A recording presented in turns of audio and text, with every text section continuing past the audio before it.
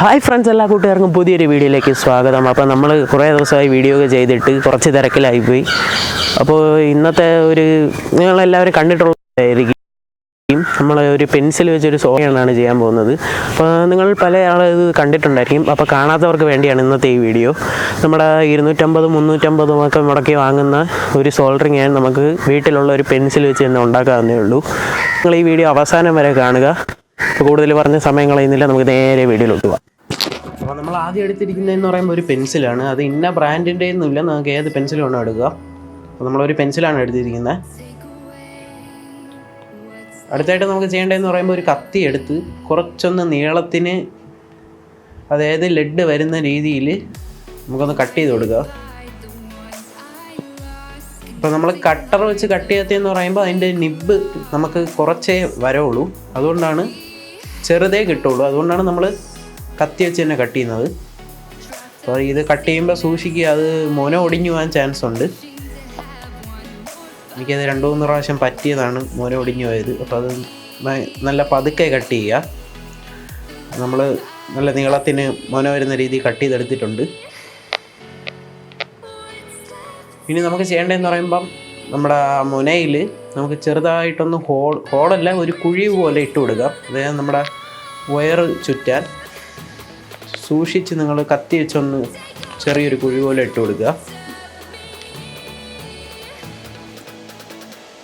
2 സൈഡിലും ഇട്ട് കൊടുക്കുക. അപ്പോൾ നമ്മളത് ഇട്ട് കൊടുത്തു. ഇനി നമുക്ക് ചെയ്യേണ്ടതെന്ന് പറയുമ്പോൾ നമ്മുടെ വീട്ടിൽ ഉള്ള സാധാ വയർ എടുക്കുക. അതായത് കുറച്ചൊന്ന് ഗേജ് കൂടിയ വയർ, അതിൽ നിന്നൊരു 4 നാരെടുക്കുക.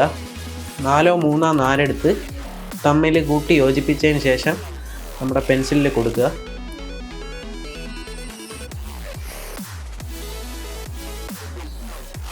നമ്മളപ്പോൾ നാരെല്ലാം കൂട്ടി എന്നിട്ട് നമുക്കത് കട്ട് ചെയ്തെടുക്കുക. അതിൽ നിന്ന്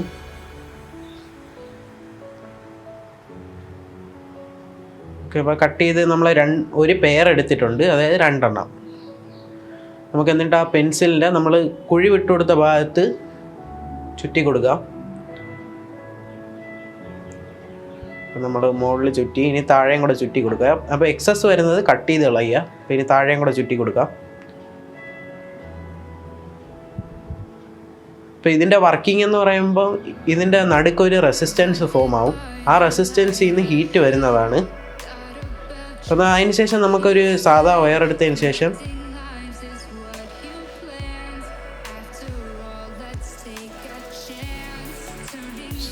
സാധാ വയർ എടുക്കുക. അതിനുശേഷം നമ്മുടെ 2 കോപ്പർ വയറിലോട്ട് അത് കണക്ട് ചെയ്ത് കൊടുക്കുക. അങ്ങനെ പോസിറ്റീവ് നെഗറ്റീവ് അങ്ങനെയില്ല, നിങ്ങൾക്ക് എങ്ങനെ വേണോ കണക്ട് ചെയ്യാം. അപ്പോൾ നമ്മളൊന്ന് പിരിച്ച് ചേർത്ത് കൊടുക്കുക. അപ്പോൾ നമ്മളിവിടെ എല്ലാം ചെയ്ത് കഴിഞ്ഞ് ഇനി നമുക്ക് ആ വയറൊന്ന് നമ്മുടെ പെൻസിലൊന്ന് ഒട്ടിച്ച് വെക്കണം. അപ്പോൾ നമ്മൾ ഇൻസുലേഷൻ ടേപ്പാണ് എടുത്തിരിക്കുന്നത്. നമ്മൾ ആ വയർ നീറ്റായിട്ടൊന്ന് ഒട്ടിച്ച് വയ്ക്കുകയാണ്.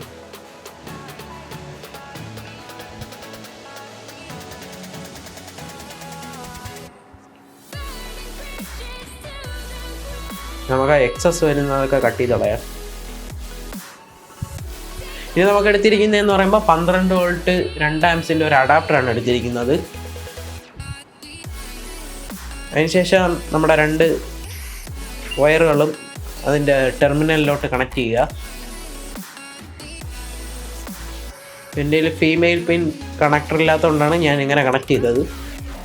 എന്നിട്ട് അവിടെ ഒരു ഇൻസുലേഷൻ ടേപ്പ് ഒട്ടിച്ചു കൊടുക്കുക. അപ്പോൾ നമ്മുടെ സോൾഡറിങ് ചെയ്യേണ്ട വർക്ക് കംപ്ലീറ്റ് ആയി. പിന്നെ നമുക്കൊന്ന് ചെക്ക് ചെയ്ത് നോക്കാം. നിങ്ങൾക്ക് ഇവിടെ കാണാം, അതിൽ നിന്ന് പുകയൊക്കെ വരുന്നുണ്ട്.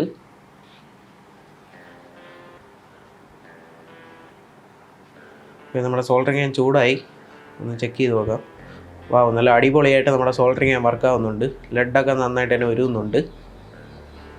അപ്പോൾ നമുക്ക് PCB ബോർഡിലൊന്ന് സോൾഡർ ചെയ്ത് നോക്കാം.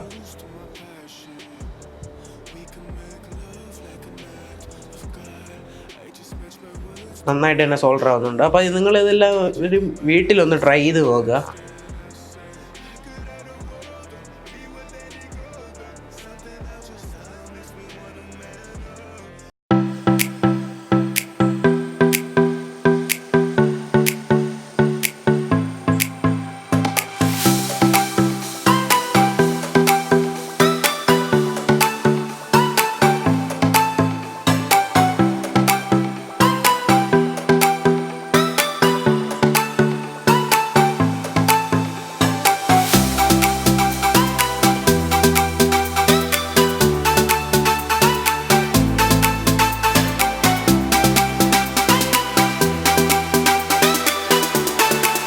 അപ്പോൾ ഇന്നത്തെ വീഡിയോ എല്ലാവർക്കും ഇഷ്ടപ്പെട്ടെന്ന് വിചാരിക്കുന്നു. ഇഷ്ടപ്പെട്ടാൽ ഈ ചാനലിൽ നിന്ന് സബ്സ്ക്രൈബ് ചെയ്യുക. തൊട്ടടുത്ത് കാണുന്ന ബെല്ലൈക്കൺ കൂടെ ക്ലിക്ക് ചെയ്താൽ ഞങ്ങൾ അപ്ലോഡ് ചെയ്യുന്ന വീഡിയോസ് അപ്പോൾ തന്നെ നിങ്ങൾക്ക് നോട്ടിഫിക്കേഷനായിട്ട് ലഭിക്കുന്നതാണ്.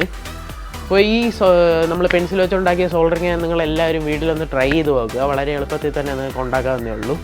അപ്പോൾ ഇതിലും നല്ല വീഡിയോസുമായിട്ട് നമുക്ക് വീണ്ടും കാണാം. അതുവരേക്കും ബൈ.